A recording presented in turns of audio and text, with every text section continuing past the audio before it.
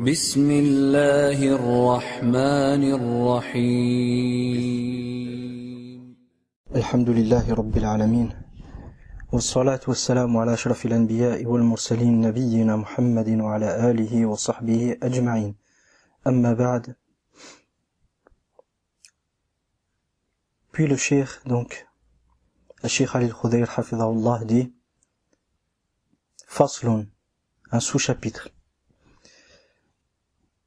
Le cheikh Abu Maliya hafidhahullah dit en commentaire de la parole de cheikh Ali هذا الفصل تابع لباب حقيقة الإسلام. Donc ce sous-chapitre suit le chapitre ou le chapitre au-dessus qui est حقيقة الإسلام, la réalité de l'islam. وفيه شروط كلمة التوحيد. Et dans ce sous-chapitre nous allons trouver les conditions de la parole de l'unicité, à savoir la ilaha illallah. فمن قامت فيه حقيقة الإسلام بالشروط الثمانية الآتية فهو المسلم. Celui donc qui réalise, ou celui en qui se réalise la réalité de l'islam, celui qui concrétise la réalité de l'islam par ces 8 conditions sera le musulman, sera le véritable musulman. À savoir que dans ces conditions qui vont être mentionnées, il y a des conditions qui sont des shurut, des conditions de l'islam al-haqiqi. Donc toutes ces conditions qu'on a mentionnées sont des conditions qui vont être mentionnées, sont des conditions de l'islam al-haqiqi. Et d'autres sont des conditions, toutes les conditions qui vont être mentionnées sont des conditions de l'islam al-haqiqi. Quant à l'islam al-hukmi, l'islam qu'on peut qualifier d'islam en apparence, celui-ci peut être affirmé même si certaines des conditions qui vont être mentionnées ne sont pas réalisées. De toute manière, je vais expliquer Inch'Allah ce point-là. À savoir que l'islam al-haqiqi, l'islam réel, c'est celui qui permet d'entrer au paradis. L'islam al-hukmi, l'islam statutaire, c'est celui par lequel on juge les gens en apparence de musulmans et par conséquent on leur accorde les droits des musulmans et les devoirs leur sont imposés aussi, les devoirs qui incombent aux musulmans. الشيخ الخضير dit وقال تعالى فاعلم أنه لا إله إلا الله. Allah Ta'ala dit, sache donc qu'il n'y a de véritable Dieu et de véritable divinité digne d'être adoré qu'Allah. وروى الإمام مسلم وروى مسلم رحمه الله من حديث عثمان رضي الله عنه من مات وهو يعلم أنه لا إله إلا الله دخل الجنة. Et l'imam Muslim rapporte selon Uthman radiyallahu anhu, il dit, le prophète sallallahu alayhi wa sallam a dit, celui qui meurt tout en sachant qu'il n'y a de véritable Dieu qu'Allah entrera au paradis.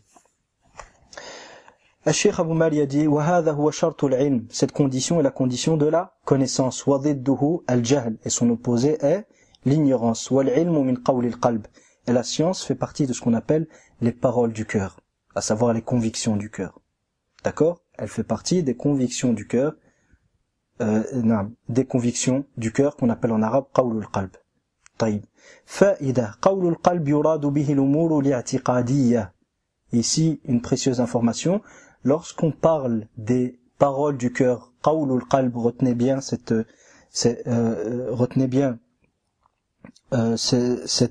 terminologie qui est قول القلب. Lorsqu'on parle des paroles du cœur, ce qui est visé, ce sont tout ce qui entre dans le domaine des convictions, dans le domaine des conceptions. At-tasawwurat, al-i'tiqadat. D'accord? Donc, qawlul qalb, les paroles du cœur égale les convictions, les conceptions du cœur égale la connaissance du cœur. Retenez ça. Les paroles du cœur égale les connaissances du cœur. Les paroles du cœur égale les connaissances du cœur. D'accord? Taïb.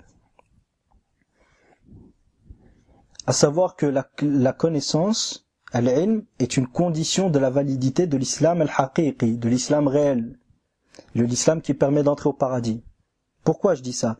Imaginez qu'une personne dit la ilaha illallah en apparence, alors qu'il ne sait pas le sens de la ilaha illallah, mais il le dit tout de même. Et que durant toute sa vie, il ne montre pas qu'il ne sait pas le sens de la ilaha illallah. Mais en apparence, il n'adore qu'Allah, il ne lui donne aucun associé. Alors qu'en réalité, il ne sait pas, et il a un doute sur le fait que seul Allah mérite d'être adoré. Donc cette personne, durant toute sa vie, nous allons nous comporter avec lui comme un musulman. Donc nous lui affirmerons l'islam al-hukmi, statutaire. Mais quant à l'islam al-haqiqi, l'islam réel, cette personne ne l'a pas réalisé, car il n'a pas réalisé la première condition des conditions de la ilaha illallah, à savoir al-ilm. Mais si un jour il prononce une parole ou fait un acte, et que cette parole ou cet acte sont explicites dans l'indication de son ignorance du sens de la ilaha illallah, à ce moment-là, nous dirons que cette personne n'est plus musulman. D'accord? Même en apparence. Pourquoi? Car il a prononcé une parole et fait un acte qui en soi sont annulatifs de l'islam. D'accord? Car il a prononcé une parole et un acte qui en soi sont annulatifs de l'islam. Donc cette parole ou cet acte-là seront la cause de sa mécréance et la cause de sa sortie de l'islam. D'accord. Et cette parole et cet acte-là auront pour origine l'ignorance du sens de la ilaha illallah. D'accord.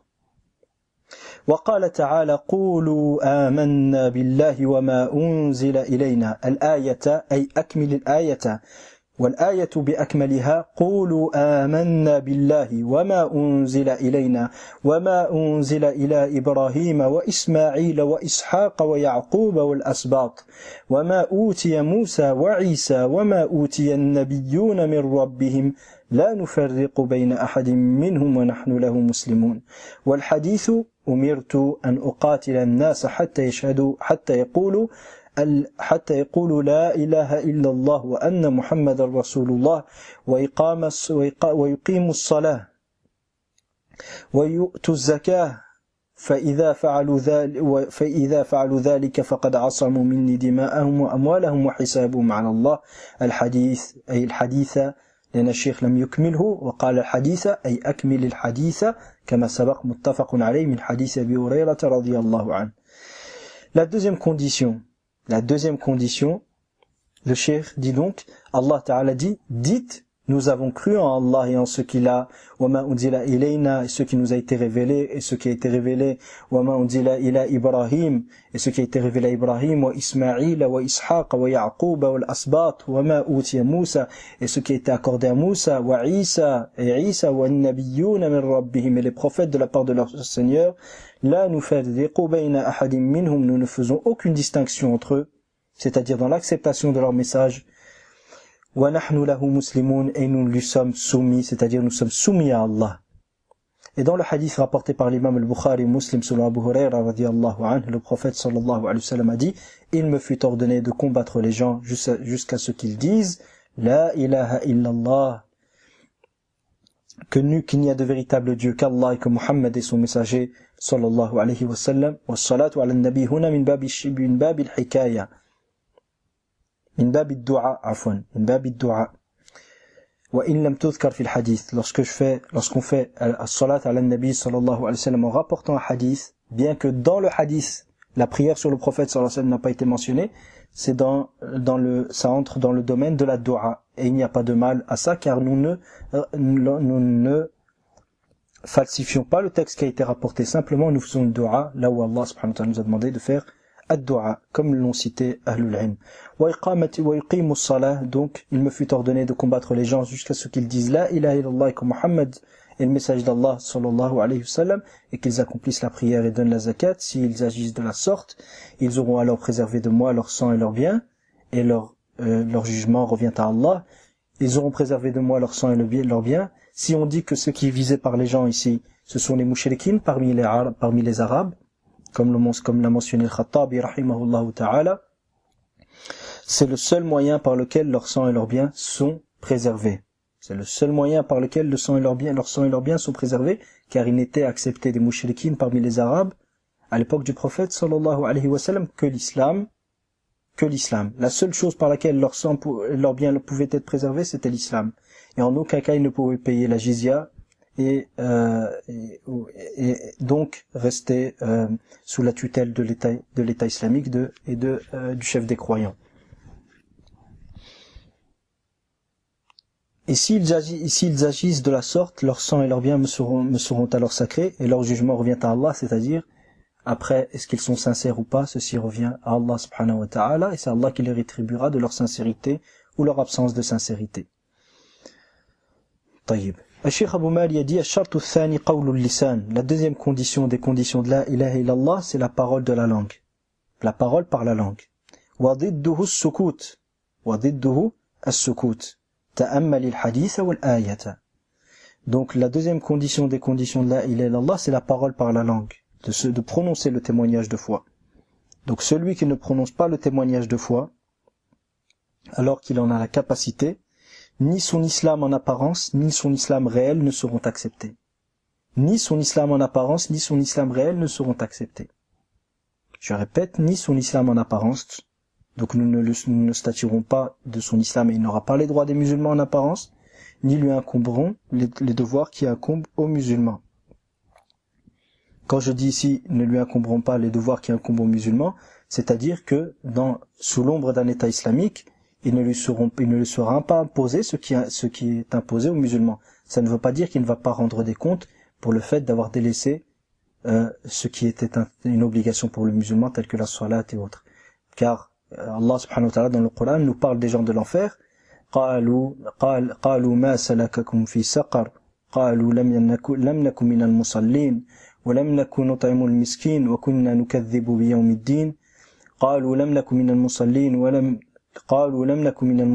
ولم نكن نطعم المسكين وكنا نخوض مع الخائضين وكنا نكذب بيوم الدين حتى أتانا اليقين. Donc les gens du paradis vont dire aux gens il va être dit aux gens de l'enfer, qu'est-ce qui vous a emmené As-Sa'ir en enfer, dans une partie en enfer qui s'appelle As-Sa'ir. Ils diront que lam lakum minal musallin, nous ne faisions pas partie du nombre de ceux qui accomplissaient la prière. Or, l'accomplissement de la prière ne fait pas partie, n'est pas la première chose qui est demandée aux musulmans, qui est demandée aux non-musulmans. D'accord? Donc, si le fait d'abandonner la prière si les gens, les koufars, les mécréants, n'étaient pas châtiés en enfer pour leur abandon de la prière, pourquoi leur est-il mentionné ici? Donc on voit que les mécréants seront aussi châtiés pour avoir abandonné les actes qui étaient obligatoires aux musulmans alors qu'ils savaient qu'ils étaient obligatoires. De même qu'ils seront châtiés pour avoir fait ce qui était interdit tout en sachant que c'était interdit. D'accord? Donc je répète, l'islam, la parole par la langue, c'est-à-dire prononcer le témoignage de foi, est une condition de la validité de l'islam en apparence, et c'est une condition de la validité de l'islam intérieur aussi, de l'islam réel, de l'islam qui est accepté par Allah subhanahu wa ta'ala et par lequel on entre au paradis. Par conséquent, celui qui a la capacité de prononcer le témoignage de foi, mais ne le fait pas, ceci est une preuve que cette personne-là n'est pas véritablement croyant. Donc ni son islam en apparence, ni son islam réel ne seront acceptés. D'accord? Puis Cheikh Ali al-Khudayr hafidhahullah dit وقال تعالى إنما المؤمنون الذين آمنوا بالله ورسوله ثم لم يرتابوا. Certes, Allah Ta'ala dit, certes les croyants ce sont ceux qui ont cru en Allah et en son messager, puis qui n'ont eu aucun doute. وفي الحديث, et dans le hadith rapporté par l'imam Muslim selon Abu Huraira radiyallahu anhu, لا يلقى الله بهما شاك لا يلقى الله بهما عبد غير شاك فيهما إلا دخل الجنة. Nul, il n'y a pas un serviteur qui rencontre Allah avec ces deux témoignages de foi, savoir la ilaha illallah et que Muhammad sallallahu alayhi wa sallam est son messager, sans avoir aucun doute, sans avoir de doute sur ces deux témoignages de foi, si ce n'est qu'il entrera au paradis. Donc s'il y a un serviteur qui rencontre Allah subhanahu wa ta'ala avec ces deux témoignages de foi, sans qu'il n'ait de doute sur ces deux témoignages de foi, il entrera au paradis. Cheikh Abou Mali a dit Ash-shartu ath-thalith al-yaqin, la troisième condition contenue dans ce verset et dans ce hadith, c'est la certitude, et son opposé est le doute. Wal-yaqin min qawli al-qalb, et la certitude est une parole du cœur. La certitude est une parole du cœur car elle rentre dans le cadre des connaissances. Je répète, qawlul qalb égale ma'rifatul qalb. La parole du cœur égale la connaissance du cœur. Qawlul qalb yu'adilu qawlul qalb yusawi aw yu'adilu qawla ma'rifatul qalb. Donc la connaissance, la parole du cœur égale la connaissance du cœur. Donc la certitude est une condition de la validité de l'islam réel. La certitude est une condition de la validité de l'islam réel.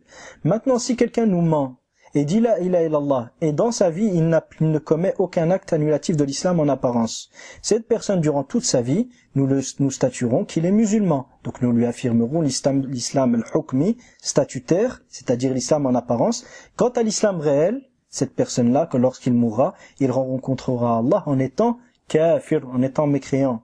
Car réellement cette personne il est kafir, il est mécréant, et il n'est pas musulman. Réellement, cette personne n'est pas musulmane. Pourquoi? Car il n'a pas réalisé cette condition de la ilaha illallah, à savoir al-yaqin. Au contraire, il avait un doute dessus. Mais vu qu'il ne nous l'a pas montré, ce doute, on agit en conséquence. C'est-à-dire, on lui affirme les statuts du musulman en apparence et on remet son statut réel à Allah subhanahu wa ta'ala. D'accord. Mais si il apparaît que cette personne dit une parole ou fait un acte qui sont explicites dans l'indication de son doute quant au réel sens de la ilaha illallah ou sur l'un des principes fondamentaux de l'islam, cette personne-là, nous statuerons alors de sa mécréance sur base de cette parole et de cet acte-là, qui seront alors la cause, le manat de son takfir, qui seront la cause de son takfir. Et cette parole et cet acte-là auront pour origine ce doute qui est présent dans son cœur. Cette parole et cet acte-là auront pour origine ce doute qui est présent dans son cœur. D'accord? وقال الشيخ حفظ فك الله أسره وقال تعالى والله يشهد إن المنافقين لكاذبون وفي الحديث من مات وهو يعلم وهو يشهد أن لا إله إلا الله صادقا من قلبه دخل الجنة رواه أحمد من حديث معاذ رضي الله عنه. Et Allah Ta'ala dit, et Allah témoigne que les hypocrites sont menteurs. Et dans le hadith rapporté par l'imam Ahmed selon Mu'adh radiyallahu anhu, le prophète sallallahu alayhi wa sallam a dit, celui qui meurt tout en témoignant qu'il n'y a de véritable divinité qu'Allah, avec véracité, c'est-à-dire que ce qu'il dit est véridique, il ne ment pas. Il le dit tout en y croyant réellement intérieurement, tout en sachant, en approuvant ça, en approuvant la ilaha illallah intérieurement, celui-ci entrera au paradis. Puis, Cheikh Abou Mali a dit, Ash-shartu rabi', la quatrième condition, As-sidqu wa dhidduhu al-kadhib, la véracité, c'est-à-dire être véridique et exprimer réellement ce qu'on pense intérieurement, et son opposé le mensonge, wa as-sidqu min qawli al-qalb, et cette véracité, as-sidq, cette loyauté, fait partie des paroles du cœur. Je répète, paroles du cœur égale ma'rifatul qalb, les paroles du cœur, c'est égal la connaissance du cœur. Donc celui qui n'est pas véridique et qui montre l'islam tout en cachant le kufr intérieurement, cette personne-là, nous statuerons, tant qu'il ne commet pas d'acte, cette personne-là n'a pas réalisé l'islam réel qu'Allah subhanahu wa ta'ala accepte. Donc s'il meurt dans cet état, il éternisera en enfer. Quant à son islam en apparence, tant qu'il ne dit pas une parole ou ne commet pas un acte qui sont explicites dans leur indication de son démenti du message de l'islam et de son démenti de la ilaha illallah, tant qu'il ne commet pas cela, nous statuerons de son islam en apparence, et s'il meurt dans cet état-là, il ira en enfer éternellement, qu'Allah nous en préserve. Car le fait qu'il montre autre que ce qu'il pense, et qu'il montre l'islam alors qu'il garde le kufr intérieurement, ceci est de l'hypocrisie, c'était la situation des hypocrites, et c'est pour cela que le cheikh a pris comme témoin le verset, et Allah témoigne que les hypocrites sont menteurs, lorsqu'il venait dire au prophète sallallahu alayhi wa sallam qu'ils sont sûrs et certains qu'il est le message d'Allah sallallahu alayhi wa sallam. وقال تعالى ومن الناس من يتخذ من دون الله أندادا يحبونهم كحب الله والذين آمنوا أشد حبا لله. Et Allah Ta'ala dit, et parmi les gens il y en a qui prennent en dehors d'Allah des égaux, ils les aiment comme on aime Allah, et quant à ceux qui ont cru, leur amour est beaucoup plus grand, leur amour envers Allah est beaucoup plus grand que l'amour des associateurs envers leur divinité. وفي الحديث, et dans le hadith rapporté par l'imam al-Bukhari et Muslim selon Anas ibn Malik radiyallahu anhu, ثلاث من كن فيه وجد بهن حلاوة الإيمان أن يكون الله ورسوله أحب إليه مما سواهما وإلى آخر الحديث. الحديث متفق عليه من حديث أنس ابن مالك من حديث أنس رضي الله عنه. Donc dans ce hadith, le prophète sallallahu alayhi wa sallam dit, il y a trois choses. Celui en qui ces trois choses se trouvent, il trouvera alors et goûtera alors au véritable délice de la foi. La première de ces choses est qu'Allah et son messager lui soient plus chers que tout autre. Qu'Allah et son messager lui soient plus chers que tout autre. La deuxième, la deuxième, qu'il aime, que lorsqu'il aime une personne, il ne l'aime que pour Allah. Et la troisième, et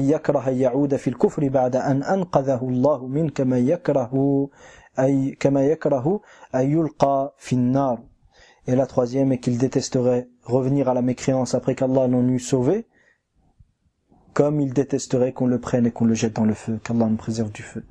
La cinquième condition, c'est l'amour, al-mahabba.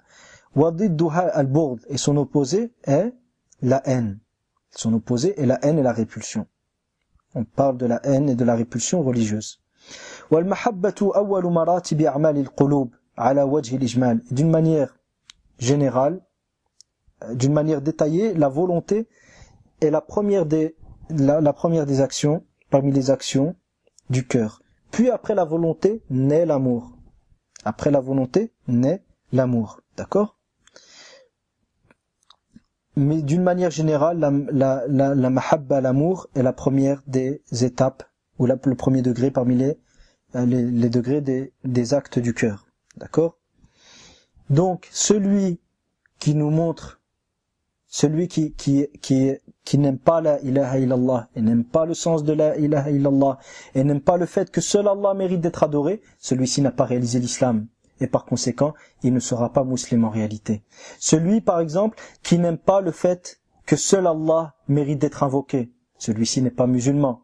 Et par conséquent, il n'entrera pas au paradis, il ne fait pas partie de la Ummah de Muhammad sallallahu alayhi wa sallam. Il ne fait pas réellement partie de la Ummah de Muhammad sallallahu alayhi wa sallam. Et de même, celui qui n'aime pas que le fait, qui n'aime pas que le seul qui mérite qu'on sacrifie pour lui est Allah subhanahu wa ta'ala. Que le seul qui mérite qu'on sacrifie pour lui, pour se rapprocher de lui, est Allah subhanahu wa ta'ala. Celui qui n'aime pas ça, celui-ci ne sera pas musulman. Et par conséquent, n'entrera pas au paradis, ne fait pas partie du hadith où le prophète sallallahu alayhi wa sallam dit « La yadkhulul jannata illa nafsun muslima » n'entrera au paradis qu'une âme musulmane. Et de même, celui qui n'aime pas que le seul qui mérite de légiférer est Allah subhanahu wa ta'ala. Et dès lors que tu lui rappelles que le seul qui a le droit absolu de législation et Allah n'est autre qu'Allah, tabaraka wa ta'ala, notre maître et Seigneur, dès lors que tu lui évoques cela et que tu lui évoques que le droit de législation n'appartient en rien à la majorité parlementaire ou à la nation ou autre parmi les égaux qui sont donnés à Allah, celui qui n'aime pas ce rappel, qui n'aime pas ces paroles-là, qui n'aime pas ce principe fondamental de la religion, ce tawhid pour lequel Allah subhanahu wa ta'ala a envoyé tous les prophètes et tous les messagers, celui-ci n'est pas musulman et ne meurt pas sur la religion de Muhammad sallallahu alayhi wa sallam, ni sur la milla d'Ibrahim alayhi salam. Et par conséquent, il éternisera éternellement en enfer. Qu'Allah nous préserve de cela. Donc l'amour est une condition de la validité de l'islam réel, de l'islam par lequel on entre au paradis. Et son opposé, la haine, à savoir celui qui déteste la ilaha illallah, le sens de la ilaha illallah, qui déteste le tawhid d'Allah subhanahu wa ta'ala. Celui qui déteste le tawhid d'Allah subhanahu wa ta'ala, celui qui déteste l'unicité d'Allah dans son adoration, l'unicité d'Allah dans sa soumission, l'unicité d'Allah dans son jugement, l'unicité d'Allah dans son alliance. Celui qui déteste le fait que l'on rappelle que le seul qui mérite qu'on le prenne comme base d'alliance n'est autre qu'Allah subhanahu wa ta'ala, et que prendre autre qu'Allah comme la patrie ou la nation comme base d'alliance, et sur cette base-là, on s'allie, on se désavoue et on distingue entre les gens, celui qui déteste ce principe fondamental qui est l'unicité d'Allah dans son alliance, celui-ci ne sera pas musulman.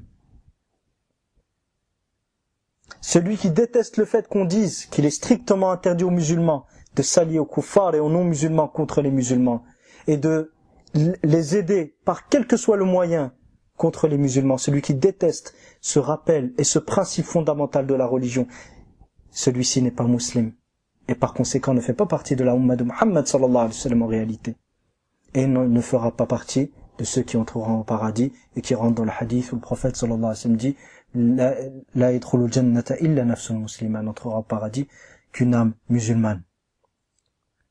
Celui qui déteste le fait qu'on dise, et celui qui déteste le principe qui est que le seul qui mérite qu'on revienne à lui pour trouver un jugement dans les litiges des gens n'est autre qu'Allah subhanahu wa ta'ala, et que par conséquent ni l'ONU ni aucun autre tribunal jugeant par autre que la loi d'Allah subhanahu wa ta'ala, ou aucune législation contraire à la législation de l'islam ne mérite d'être les sources auxquelles on se réfère pour trancher les litiges des gens.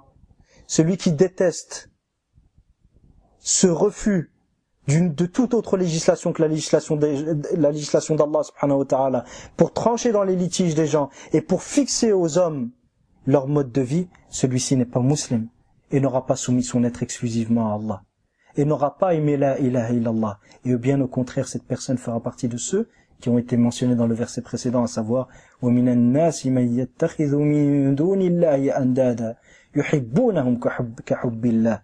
Et parmi les gens, il y en a qui prennent en dehors d'Allah des égaux. Ils les aiment comme on aime Allah. Ils les aiment comme on aime Allah. Qu'Allah nous en préserve.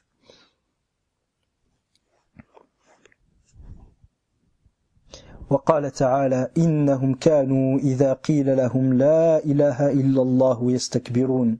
وفي الحديث الذي رواه مسلم من حديث ابن مسعود رضي الله عنه لا يدخل الجنة من كان في قلبه مثقال ذرة من كبر. Et Allah Ta'ala dit, donc Cheikh Ali Khudayr dit, et Allah Ta'ala dit, et certes ces gens-là, c'est-à-dire les mushrikoun, lorsqu'il leur était dit La ilaha illallah, il n'y a de véritable Dieu qu'Allah, il n'y a de véritable divinité méritant d'être adorée, qu'on se soumette à elle d'une manière totale et absolue, qu'on se soumette à elle et qu'on lui voue un respect total et absolu qu'Allah subhanahu wa ta'ala. Et lorsqu'il leur était dit La ilaha illallah, il s'emplissait d'orgueil, il s'enflait d'orgueil. Et dans le hadith rapporté par l'imam Muslim selon Ibn Mas'ud radiyallahu anhu, le prophète sallallahu alayhi wa sallam dit n'entrera pas au paradis celui dans le cœur duquel se trouvait le poids d'une fourmi de kibr, le poids d'une fourmi noire de kibr. Et ici je traduis ad-dharra par la fourmi noire, car à l'époque du prophète sallallahu alayhi wa sallam on ne connaissait pas encore le terme atome, et ad-dharra c'est la fourmi noire. Ad-dharra c'est la fourmi noire. Cette sixième condition, ash-shartu sadis, al-qaboul wal-inqiyadu wa didduhu al-kibr. C'est la sixième condition, donc l'acceptation et la subordination dont l'opposé est l'orgueil. Dont l'opposé est l'orgueil. Wal-qaboul wal-inqiyadu min a'mal al-qulub. Et l'acceptation et la soumission font partie des paroles du cœur. Font partie, des actes du cœur, non pas des paroles du cœur. Al-mustalzimatu li'a'mal al-jawarih, qui implique forcément la présence d'actes des membres du corps, qui implique forcément la présence d'actes des membres du corps. Et la différence entre le qaboul et entre l'inqiyad, c'est que le qaboul huwa lil aqwal wa l'inqiyadu lil af'al. Le qaboul, c'est par la parole, d'accepter par la parole le contenu de la ilaha illallah, et l'inqiyad, la subordination, c'est d'accepter par les actes le contenu de la ilaha illallah. Par conséquent, celui qui, par ses actes, impose ou établit des mausolées dans lesquels on va adorer autre qu'Allah, cette personne ne s'est pas soumise au sens de la ilaha illallah. Même s'il nous dit, je sais que l'invocation des morts est interdite. Même s'il nous dit que l'invocation des morts est interdite, que le sacrifice pour les morts est interdit. Si jamais il établit lui-même, ou il participe à la construction de mausolées, où on invoque autre qu'Allah subhanahu wa ta'ala, en connaissance de cause qu'autre qu'Allah va être invoqué, et il établit cela, il établit des mausolées dans lesquels autre qu'Allah va être invoqué, autre qu'Allah va être adoré, celui-ci n'aura pas réalisé une des conditions de la ilaha illallah qui est l'ilqiyad.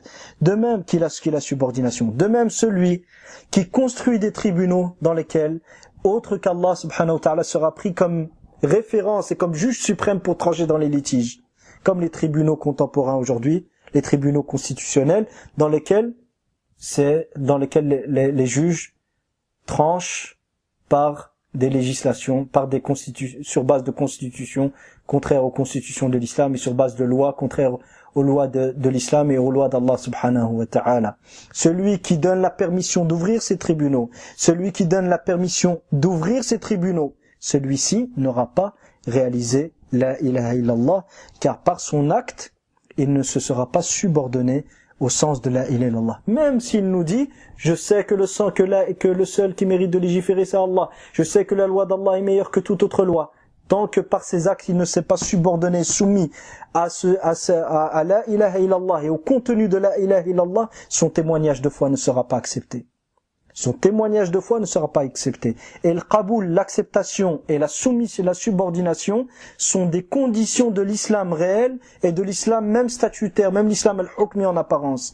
Par conséquent, celui qui ne se subordonne pas au sens et qui ne se soumet pas au sens de la ilaha illallah par ses actes, celui-ci, même en apparence, il ne sera pas musulman. Et de ce fait, les gouverneurs des pays arabes aujourd'hui, qui imposent à leur peuple d'être gérés et gouvernés par des législations contraires aux législations d'Allah subhanahu wa ta'ala et à des lois contraires aux lois d'Allah subhanahu wa ta'ala et qui ont établi des polices pour préserver ces lois contraires aux lois d'Allah, ceux-là ne se sont pas subordonnés au sens de la ilaha illallah et ne se sont pas soumis au sens de la ilaha illallah qui veut que le seul qui mérite de légiférer et de gérer la vie des hommes est Allah subhanahu wa ta'ala et non pas les hommes et leurs lois. Et le cheikh ici mentionne un point important qui dit que les actes du cœur impliquent les actes des membres du corps. Comment distinguer les paroles du cœur des actes du cœur? Il faut savoir que les paroles du cœur peuvent être présentes sans que cela n'implique la présence de paroles de la langue. Mais les actes du cœur ne peuvent pas être présents en l'absence des actes des membres du corps qui sont leur implication. Je m'explique ici. Quelqu'un peut croire que le hijab est obligatoire et dire que le hijab n'est pas obligatoire. C'est-à-dire, celui qui dit que le hijab n'est pas obligatoire et qui sait que le hijab est obligatoire, il sort de l'islam. Pourquoi? Car il a démenti par sa langue, il a démenti une chose connue dans la religion par nécessité, ou une chose que lui-même sait faire partie de la religion. Donc, il sortira de l'islam par cette parole. Mais est-ce que forcément, lorsqu'il a dit que le hijab n'est pas obligatoire, nous allons dire de lui qu'intérieurement, il ne sait pas que le hijab est obligatoire? Non, pas forcément. C'est pour ça qu'Allah subhanahu wa ta'ala nous dit au sujet de Pharaon, وَجَحَدُوا et Pharaon et ceux qui étaient avec lui, وَجَحَدُوا بِهَا وَاسْتَيْقَنَتْهَا أَنفُسُهُمْ ظُلْمًا وَعُلُوًّا. Et ils l'ont démenti par la langue, c'est-à-dire ils ont démenti les signes d'Allah subhanahu wa ta'ala, alors que intérieurement ils avaient la certitude que ces signes venaient d'Allah subhanahu wa ta'ala. Pourquoi? Zulman, par injustice, et parce qu'ils souhaitaient avoir le dessus sur terre et être élevés au-dessus de tout sur terre. Donc on voit ici que le fait que les paroles du cœur n'impliquent pas que les paroles du cœur n'impliquent pas forcément des paroles de la langue, et que l'absence des paroles de la langue n'implique pas forcément l'absence des paroles du cœur. Ça, c'est une chose. Les actes des membres les actes du cœur. Les actes du cœur, s'ils sont présents, forcément, ils impliquent la présence des actes des membres du corps. Donc, quelqu'un qui aime Allah, forcément, il va agir. Donc, celui qui n'accomplit aucune bonne action, aucune action qui distingue le musulman du non-musulman, celui-ci, il ne peut pas aimer Allah réellement. Et nous prenons alors, dans ce cas, l'absence d'actes des membres du corps pour prouver l'absence des actes du cœur. D'accord? Donc celui qui insulte Allah n'aime pas Allah. Celui qui insulte Allah ne peut pas aimer Allah, car l'amour d'Allah implique le respect d'Allah. L'amour d'Allah et le respect d'Allah impliquent l'absence d'insulte d'Allah. L'insulte d'Allah prouve l'absence d'amour et de respect pour Allah subhanahu wa ta'ala. Mais est-ce que l'insulte d'Allah prouve ou implique l'absence de connaissance, l'ignorance qu'Allah est le seul qui mérite d'être adoré? Non. Quelqu'un peut insulter Allah, qu'Allah nous en préserve, pour un intérêt de dunya, tout en sachant qu'Allah est le seul digne d'être adoré. Mais est-ce que cette connaissance qu'Allah est le seul digne d'être adoré lui sera utile pour être jugé comme musulman et pour entrer au paradis? Loin de là, jamais. D'accord?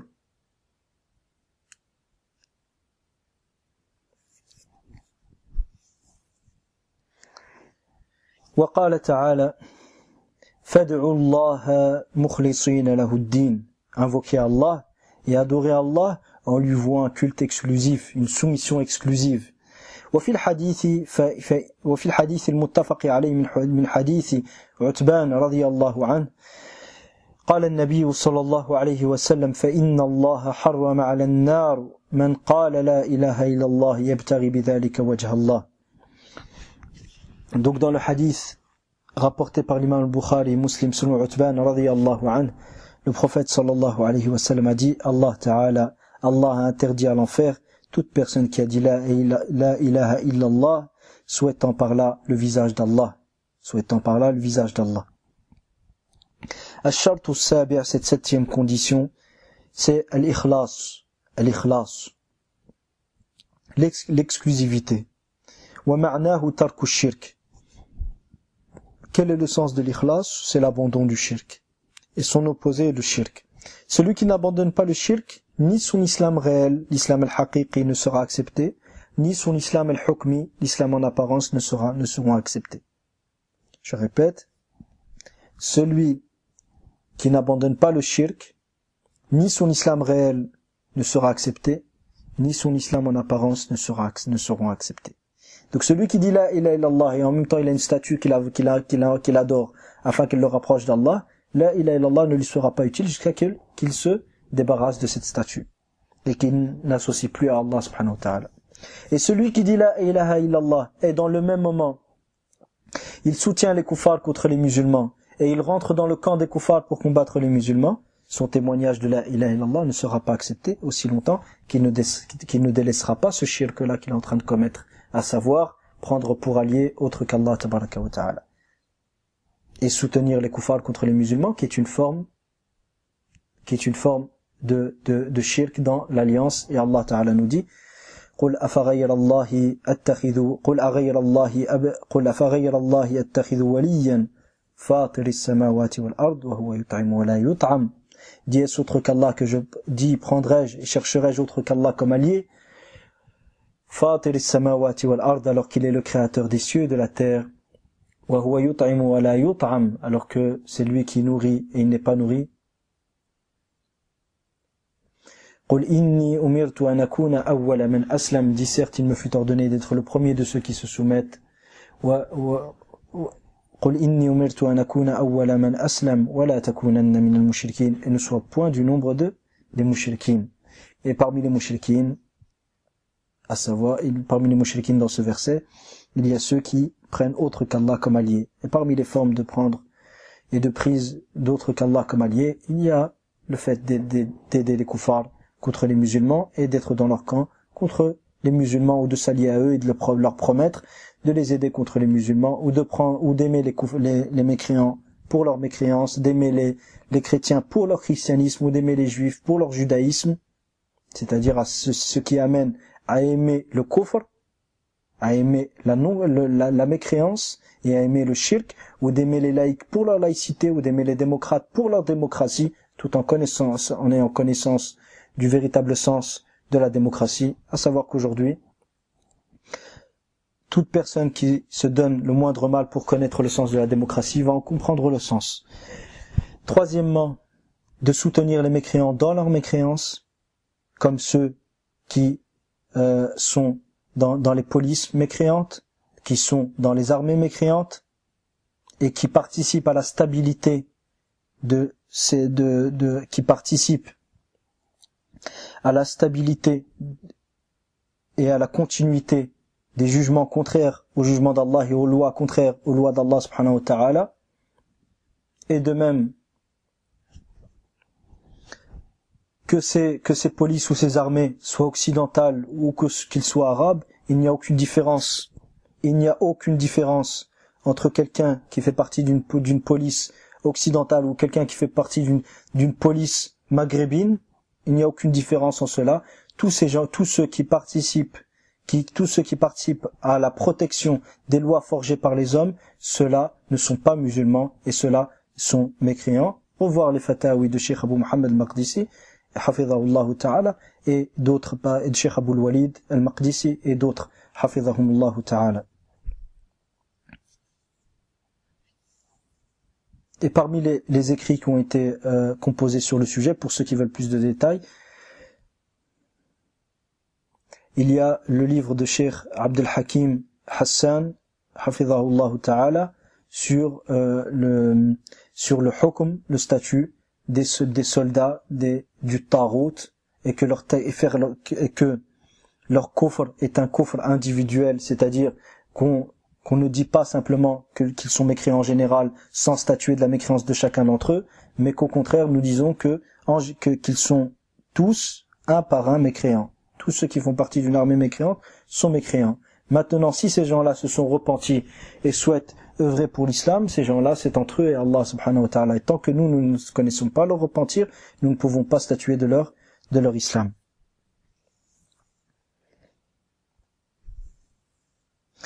Donc, parmi les formes de shirk dans l'alliance, il y a le fait d'aimer les mécréants pour leur mécréance, de les soutenir dans leur mécréance, de les approuver dans leur mécréance, et de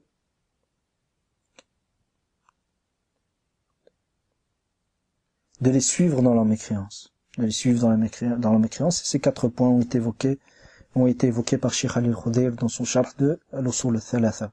Et pour plus de détails pour les différentes formes de shirk, revoir les écrits ou les paroles de Cheikh Abdul Majid al-Shadhili qui ont été exposés dans la série Le chemin vers le paradis, au chapitre Shirk fil wala, ou Shirk fil hukm, ou Shirk fil nusuk. وقال تعالى فمن يكفر بالطاغوت ويؤمن بالله فقد استمسك بالعروة الوثقى لا انفصام له فقد استمسك بالعروة الوثقى. هنا أنهى الشيخ الآية. وفي الحديث من قال لا إله إلا الله وكفر بما يعبد من دون الله حرم ماله ودمه. رواه مسلم من حديث أبي مالك الأشجعي عن أبيه رضي الله عنهما. Allah Ta'ala dit: quiconque désavoue le Tarout tandis qu'il croit en Allah aura alors saisi l'anse la plus solide. Et dans le hadith rapporté par l'imam Muslim selon Abu Malik al-Ashja'i radiyallahu anhu, selon son père radiyallahu anhu, le prophète sallallahu alayhi wa sallam a dit: celui qui dit la ilaha illallah et désavoue tout ce qui est adoré en dehors d'Allah, son sang et ses biens seront alors sacrés, c'est-à-dire par la sacralité de l'islam. Nous laisserons Inch'Allah ensemble, nous laisserons le commentaire de cette 8e condition pour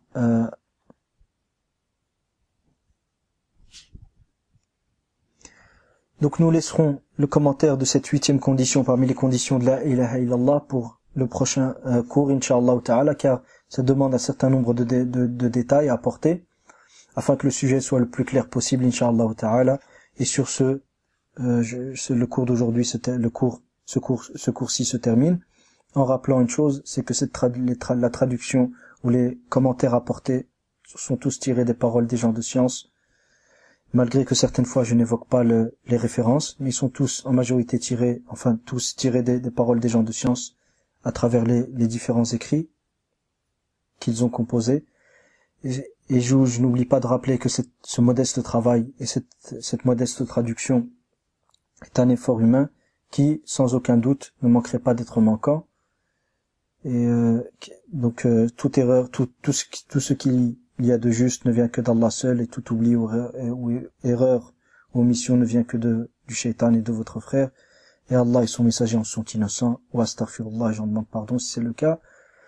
Wa sallallahu sallam wa baraka ala nabiyyina Muhammad wa ala alihi wa sahbihi ajma'in walhamdulillahi rabbil alamin.